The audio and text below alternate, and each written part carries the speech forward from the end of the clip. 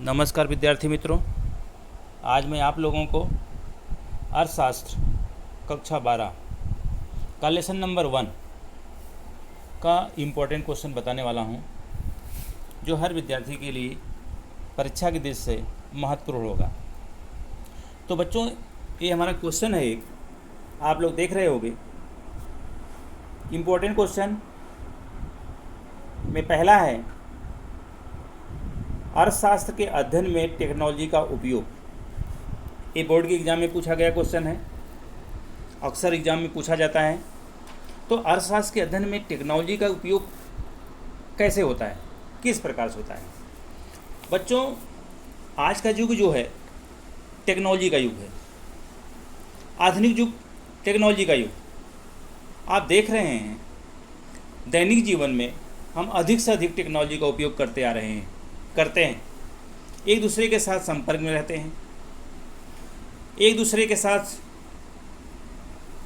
में रहते हैं, सिनेमा देखते हैं, टिकट बुक करते हैं, गीत संगीत सुनते हैं, ड्राइविंग करते समय रास्ता की जानकारी प्राप्त करते हैं। ये सब क्या है? ये टेक्नोलॉजी है। वस्तुएं खरीदते हैं, बिलों का भुगतान करते हैं, इत्यादि में टेक्नोलॉजी का उपयोग किया जाता है। आज देख रहे हो बच्चों, अपना सामान खरीदने के लिए आपको पैसे ले जाने की ज़रूरत नहीं है। अभी आप क्रेडिट कार्ड और डेबिट कार्ड से बिल का भुगतान कर सकते हैं। टिकट बुक करना है आपको, अपने मोबाइल से टिकट बुक हो जाता है। तो एक टेक्नोलॉजी है, इसी को टेक्नोलॉजी कहते हैं। सिनेमा का चित्र बुक करना है, एक दूसरे के साथ संपर्क में कैसे रहते हैं, एक दूसरे के साथ व्हाट्सएप से बात कर सकते हैं, ईमेल से जानकारी प्राप्त कर सकते हैं। तो ये टेक्नोलॉजी है। टेक्नोलॉजी का उपयोग मानव बहुत तेज़ी से कर रहा है और करना भी चाहिए। टेक्नोलॉजी का उपयोग से जीवन सरल और सुगम बनता है। टेक्नोलॉजी ही मानव जीवन को आगे ले जाने में मदद करती है, इसलिए टेक्नोलॉजी का उपयोग करना भी ज़रूरी है। अर्थशास्त्र में जीने की कला और विज्ञान से संबंधित शास्त्र है और मानव जीवन का प्रत्येक समय बदलता रहता है। हर समय मानव जीवन के लिए हर समय बदलता रहता है, क्योंकि दूसरों के लिए, दूसरे जीव के लिए कैसा हो रहा है, क्या हो रहा है, कुछ पता नहीं है। लेकिन मानव जीवन के लिए हमेशा कला और विज्ञान से संबंधित शास्त्र है ये अर्थशास्त्र, क्यों उनकी कला और विज्ञान में लगातार परिवर्तन होता रहता है। मानव जीवन प्रत्येक समय बदलता रहता है, इसीलिए सामान्य प्रजा और विशेषज्ञों को अपने लिए हमेशा नए नए परिवर्तनों की जानकारी रखना पड़ता है, क्योंकि आधुनिक युग बदल रहा है। नए नए चीज़ों की जानकारी हमें प्राप्त होनी चाहिए। अगर आपके पास जानकारी नहीं रहेगी तो पीछे हो जाएंगे, क्योंकि टेक्नोलॉजी बढ़ती जा रही है, रोज़ का रोज़ उपयोग किया जा रहा है। अभी पहले वाले ज़माने में देखा जाए तो टेक्नोलॉजी का कम उपयोग होता था। बहुत कम लोगों के पास मोबाइल रहता था, बहुत कम लोगों के पास टीवी रहती थी, बहुत कम लोगों के पास ऐसे साधन रहते थे जिनका टेक्निक का उपयोग नहीं किया जाता था। लेकिन आज टेक्नोलॉजी का युग है। आज मानव को एक मदद स्वरूप टेक्नोलॉजी उपयोग में आ रही है, मदद करती है, उनके जीवन को और अच्छा बनाने में मदद करती है। तो एक टेक्नोलॉजी है। इस तरह से कह सकते हैं, अर्थशास्त्र के अध्ययन में टेक्नोलॉजी का उपयोग बहुत ज़्यादा होने लगा है। इसमें कंप्यूटर टेक्नोलॉजी, कंप्यूटर भी है, कंप्यूटर टेक्नोलॉजी। दूसरा है इसमें इंटरनेट टेक्नोलॉजी। ये दो टेक्नोलॉजी है।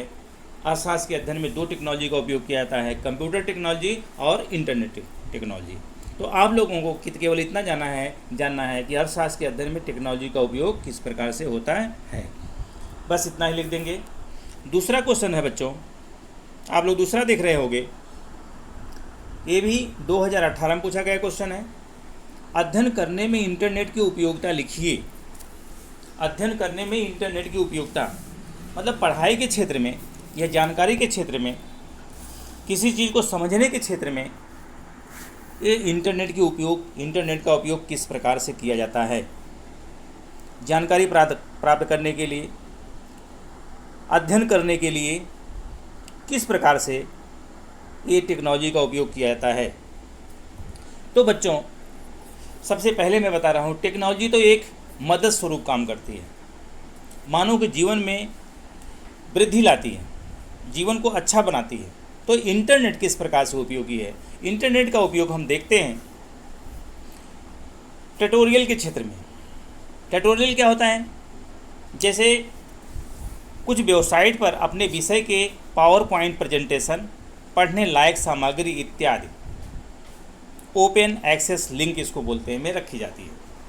ऐसे सामग्री को हम पढ़ सकते हैं, तब वह हमारे लिए ट्यूटोरियल जैसा साबित होता है, इसी के ट्यूटोरियल बोलते हैं। आ गया होगा समझ में?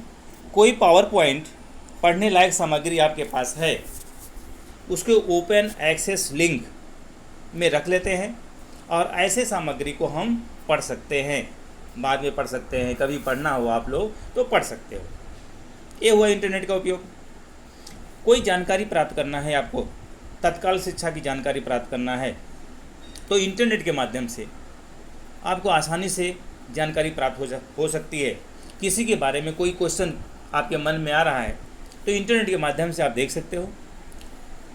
किसी विशेषज्ञ का, किसी जानकार का भाषण सुन सकते हो, भाषण का वीडियो देख सकते हो। ओपन एक्सेस लिंक पर रखे जाते हैं, इसी पर रखे जाते हैं, इसी को बोलते हैं ट्यूटोरियल का मतलब जानकारी प्रदान करने के लिए। और कई बार ऐसे वेबसाइट द्वारा हमें वर्गखंड जैसा पढ़ाने और सीखने को मिलता है। अभी आप लोग देख रहे हो, इंटरनेट के उपयोग से ही आपको ऑनलाइन क्लास चलाया जाता है। अगर ये इंटरनेट नहीं होता, एक कंप्यूटर नहीं होता, इंटरनेट का उपयोग नहीं किया जाता, तो घर बैठे ऑनलाइन कैसे क्लास चलता? तो कंप्यूटर द्वारा शिक्षकों का अध्ययन स्कूल या कॉलेज विद्यार्थियों के लिए टेक्नोलॉजी का प्रसारण किया जाता है।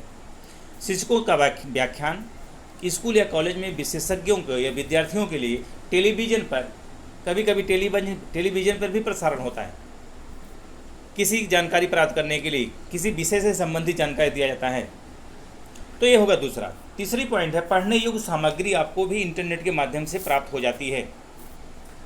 कितनी किताबें हैं, असंख्य किताबें हैं इंटरनेट पे रखी गई हैं। जो पढ़ना है आपको, कितना मूल्य है उसका, जानकारी भी प्रदान हो जाएगी और उसको पढ़ भी सकते हैं। इसके अतिरिक्त उस विषय के निष्णांतों का लेख, मतलब उस विषय के जो जानकार होते हैं, निष्णांत के मतलब विशेषज्ञ, ये सब की जानकारी आपको आसानी से इंटरनेट के माध्यम से मिल सकती है।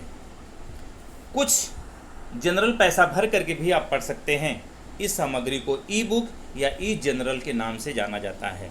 कुछ पैसा भर करके जो पढ़ते हैं उसको ई बुक्स कहते हैं, इलेक्ट्रॉनिक बुक्स। चौथी पॉइंट इसकी बेटा है, विविध जानकारी प्राप्त करना। इंटरनेट के माध्यम से हम विविध प्रकार की जानकारी प्राप्त कर लेते हैं। जैसे इंटरनेट पर सर्च करके अर्थशास्त्र में डिग्री देते समय कॉलेज या यूनिवर्सिटी को जानकारी प्राप्त की जा सकती है। इसके अतिरिक्त किसी भी विषय से संबंधित आपको जानकारी प्राप्त करना है तो सर्च करके आप जानकारी प्राप्त कर सकते हो इंटरनेट के माध्यम से। ये भी उपयोग किया जाता है, इंटरनेट का उपयोगिता है। पांचवी पॉइंट है, अन्य जानकारी प्राप्त करना। आप सर्च करके कोई भी रेफरेंस बुक, किसी सब्जेक्ट की रेफरेंस बुक आपको लेना है, PDF लेना है, अर्थशास्त्रियों द्वारा दिए गए व्याख्यान और उनके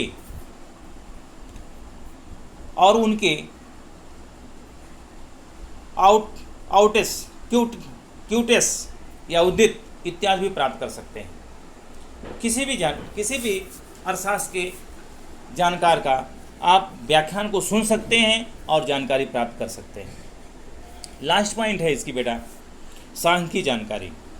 तो अध्ययन के क्षेत्र में भी सांख्यिकी जानकारी प्रदान करने के लिए भी इंटरनेट उपयोगिता है। जैसे सरकार का बजट की जानकारी प्राप्त करना है, बैंकिंग संबंधी जानकारी प्राप्त करना है, इंटरनेट के माध्यम से आपको प्राप्त की जा सकती है। कृषि उत्पादन संबंधी जानकारी प्राप्त करना है, आयात निर्यात का कद की जानकारी देना, गरीबी का अनुपात जानकारी प्राप्त करना है, रोजगार का अनुपात हो, औद्योगिक उत्पादन से संबंधित जानकारी प्राप्त करना है, तो इंटरनेट के माध्यम से आप प्राप्त कर सकते हैं। इन सभी जानकारी विश्वसनीय और अधिकृत स्रोतों द्वारा बैंकिंग संबंधी जानकारी, RBI की वेबसाइट पर भारत से अंदाजपत्र संबंधी जानकारी, वित्त मंत्रालय की वेबसाइट पर इत्यादि से प्राप्त की जा सकती है। अन्य महत्वपूर्ण जैसे CSO, NSSO, WHO, UNO, crime, ILO, IFFB, विश्व बैंक इत्यादि की वेबसाइट का भी उपयोग किया जाता है। इस प्रकार से इंटरनेट का उपयोग अध्ययन के क्षेत्र में महत्वपूर्ण है। इस प्रकार अब आप लोगों को इतना ही। जय हिंद, जय भारत। क्या यार खटखटाए दला